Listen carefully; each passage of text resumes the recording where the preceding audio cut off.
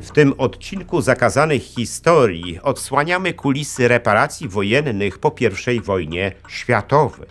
Pokazujemy rolę amerykańskich banków oraz mechanizm zadłużania, który doprowadził do hiperinflacji, radykalizacji społeczeństw i w konsekwencji do wybuchu II wojny światowej. To historia o pieniądzu, władzy, decyzjach, których skutki odczuwamy do dzisiaj. Jeśli spodoba się Wam mój film, udostępnijcie go znajomym, dajcie łapkę w górę, kliknijcie subskrybuj, a także wesprzyjcie mój kanał, za co z góry dziękuję. Złotymi patronami kanału są pan Andrzej Maciejewski z Alaski, pan Patryk Krupiński z Luksemburga oraz Centurion Finance Asi spółka akcyjna.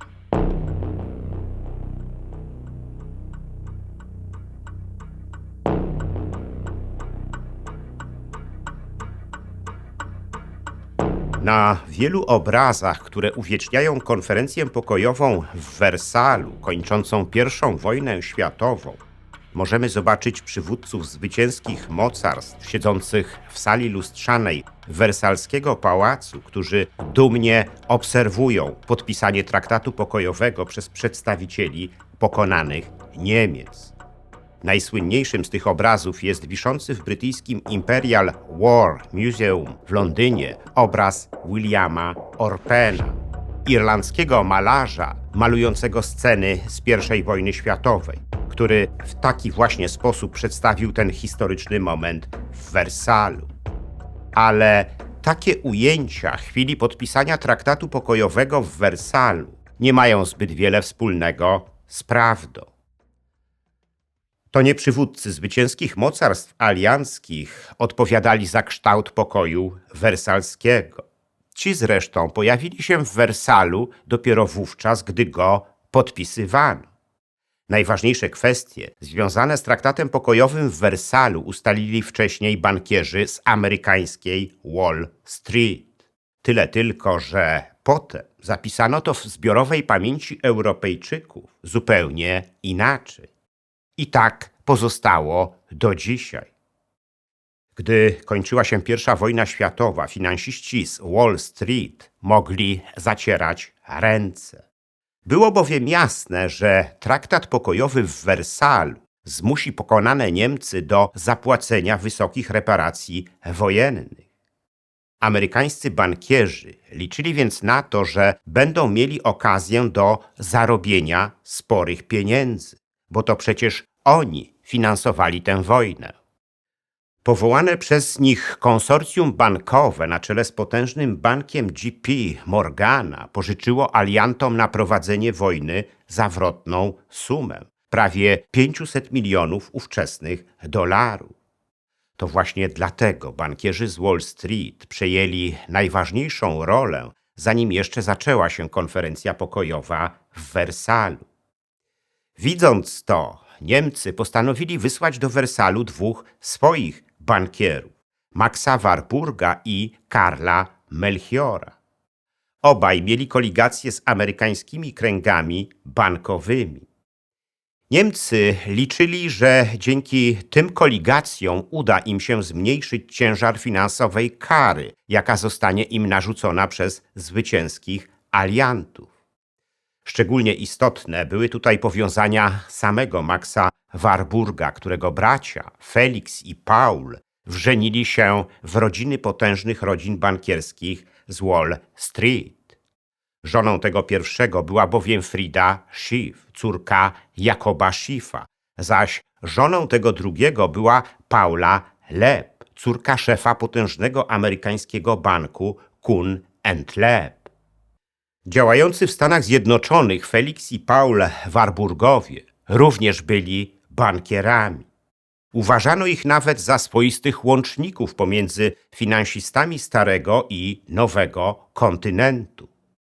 Max Warburg udał się więc najpierw do Nowego Jorku, aby sprawę obniżenia reparacji wojennych dla Niemiec omówić z braćmi, ale po rozmowach z nimi wiedział już, że szanse na ich zredukowanie są znikome. Gdy niemieccy bankierzy przybyli do Francji, Dowieziono ich specjalnym pociągiem do luksusowego Château de Villette, usytuowanego niedaleko Compiègne. Na miejscu zaoferowano im do dyspozycji luksusowe apartamenty, wykwintne jedzenie i mogli grać w golfa. Będąc już na miejscu, Warburg i Melchior przekonali się, że ich obecność w czasie konferencji pokojowej w Wersalu nie będzie miała już żadnego wpływu na wysokość reparacji wojennych, jakie zostaną narzucone Niemcom. Taki bowiem wniosek wyciągnęli po przeprowadzeniu negocjacji z bankierami z Wall Street w Compiègne. Główną rolę w tych negocjacjach odgrywali bankierzy banku Morgana.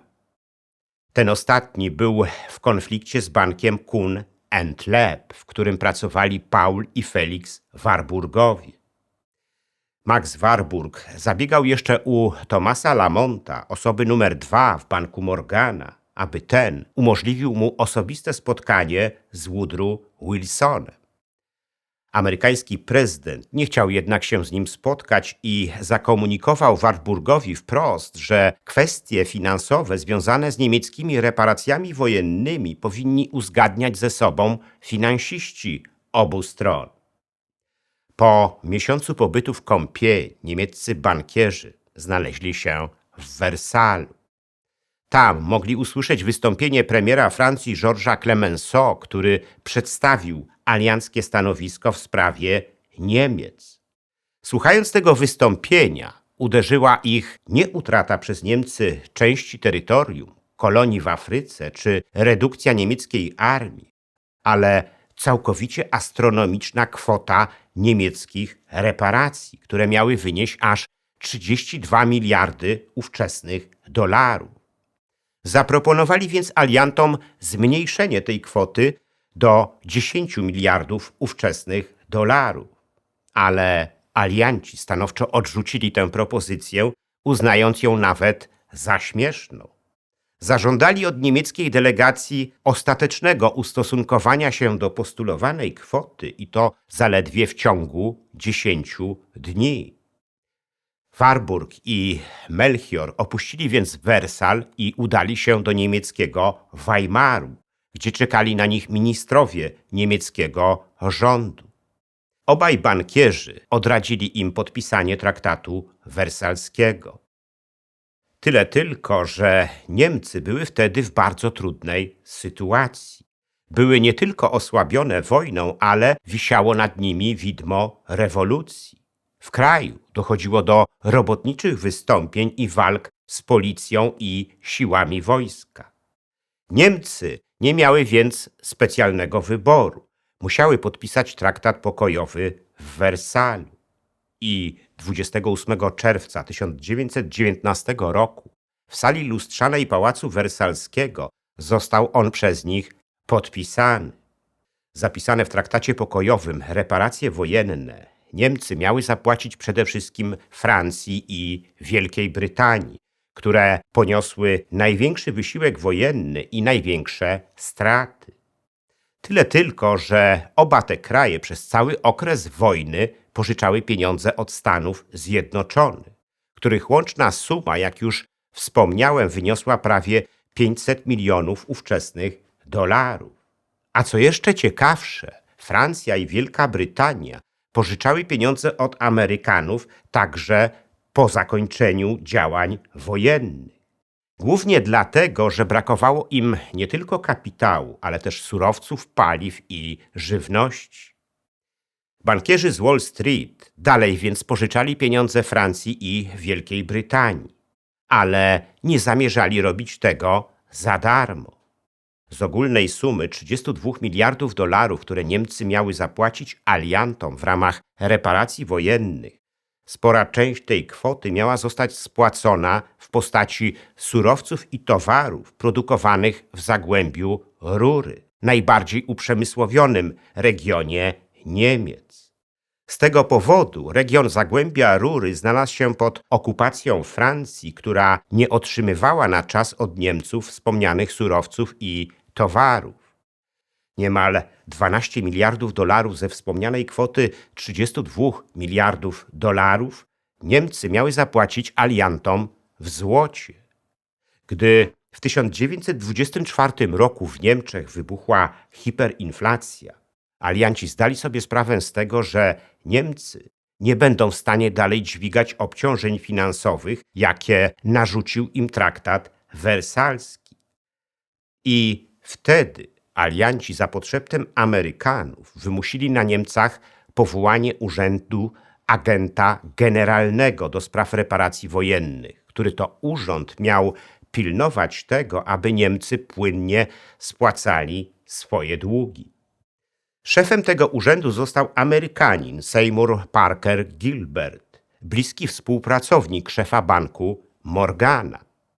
Gilbert został niebawem znienawidzony przez Niemców, którzy postrzegali go jako okupanta brutalnie dyktującego im warunki. Tymczasem Gilbert nie miał wobec nich żadnych skrupułów. Swoją władzę nad Niemcami umocnił nowymi pożyczkami, jakie zaczął udzielać im po kryzysie finansowym, do jakiego doszło w Niemczech w 1923 roku.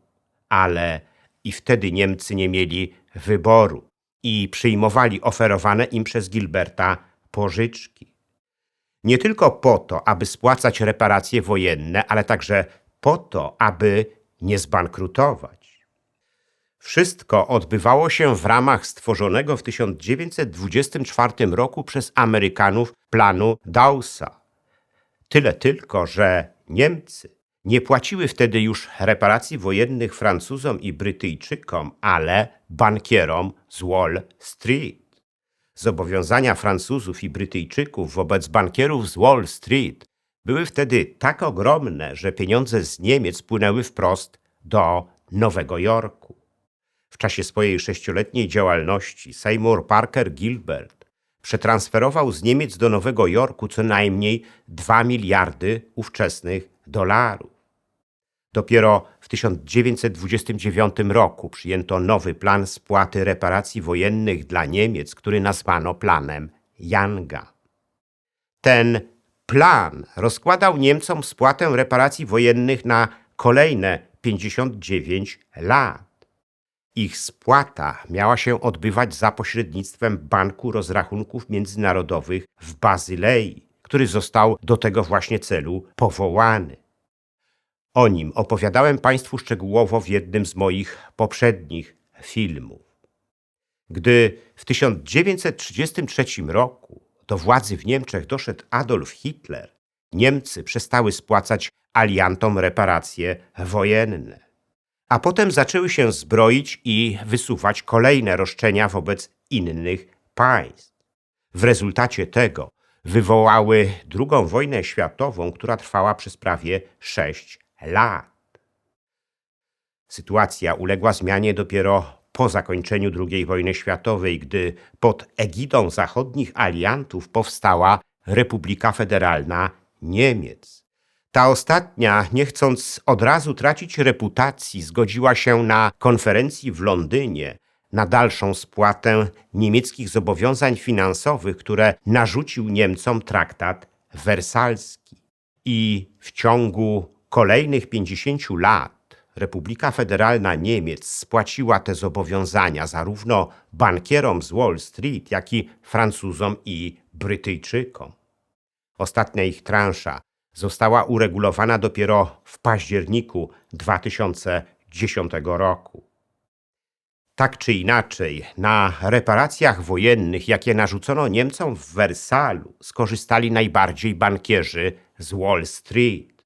Tyle tylko, że ubocznym skutkiem tego było wygenerowanie przez nich ogromnego niezadowolenia społecznego w Niemczech, na którym do władzy doszedł Adolf Hitler i który wywołał II wojnę światową.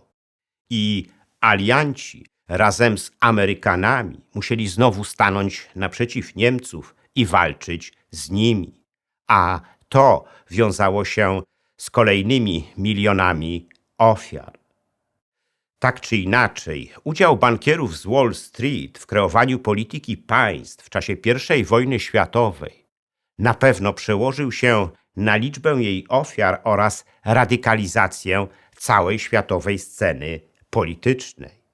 Bankierzy Pożyczając pieniądze na prowadzenie tej wojny oraz lobbując na rzecz przystąpienia do niej Stanów Zjednoczonych, przedłużyli ją o ponad rok. Już bowiem w marcu 1917 roku obie strony wojny, Ententa i państwa centralne, prowadziły rozmowy pokojowe.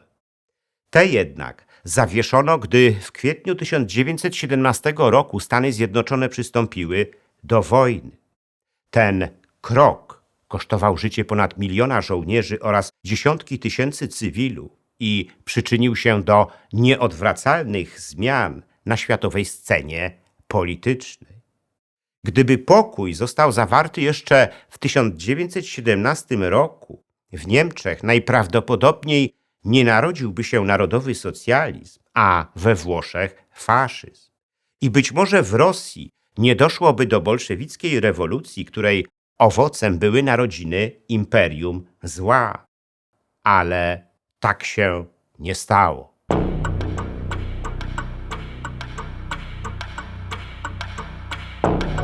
Jest wciąż do nabycia moja najnowsza książka Ostatnie polskie powstanie.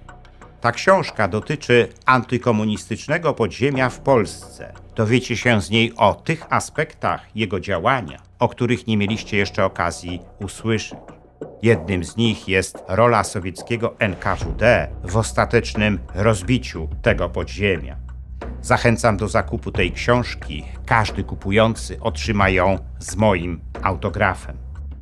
Dziękuję za liczne komentarze moich filmów i wpłaty. W sposób szczególny chciałbym podziękować złotym patronom, którymi są pan Andrzej Maciejewski z Alaski, pan Patryk Krupiński z Luksemburga i Centurion Finance Asi Spółka Akcyjna, a także srebrnym patronom, wśród których są panowie Dariusz Kwoka, Dariusz Wietrzykowski, Arkadiusz Strykowski, Bartosz Filip Cichy, Sebastian Nastarowicz, Zbigniew Foryś oraz Kongres Polonii Kanadyjskiej z okręgu Toronto, Stowarzyszenie Nasza Polonia z Australii i firma informatyczna Sagitum S.A. Dziękuję również pozostałym patronom, gdyż każda kwota wsparcia jest dla mnie ważna.